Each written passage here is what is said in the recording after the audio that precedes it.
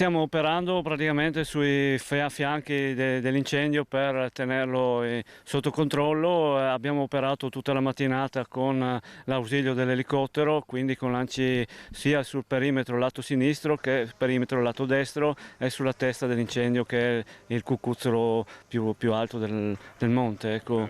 Gli incendi che hanno interessato l'Alto Friuli negli ultimi giorni sono stati quasi tutti spenti. Al momento l'unico fronte che sta tenendo impegnati i vigili del fuoco, Protezione Civile, Antincendio Boschivo e Corpo Forestale Regionale è quello in corso sul monte Palavierte, sopra l'abitato di Ileggio, in comune di Tolmezzo.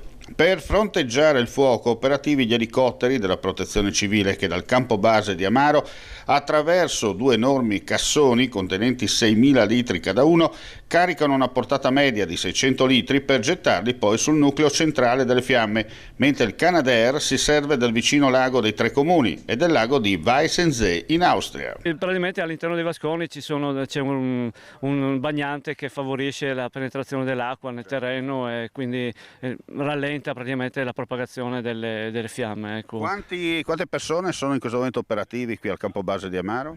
Ma attualmente siamo 4 forestali più 3 volontari della protezione civile. Negli scorsi giorni ci sono alternate molti colleghi del Corpo Forestale, delle stazioni di Tolmezzo, di Villa Santina, di Paluzza, di Paolaro, quindi c'è stata un'alternanza di personale del Corpo Forestale. Attualmente anche la funzione di DOS, ovvero direttore delle operazioni di spegnimento, è turnata, quindi adesso ci sarò io fino alle 2, dopodiché ci sarà un collega che è in arrivo dalla stazione forestale di Paluzza che mi darà il cambio.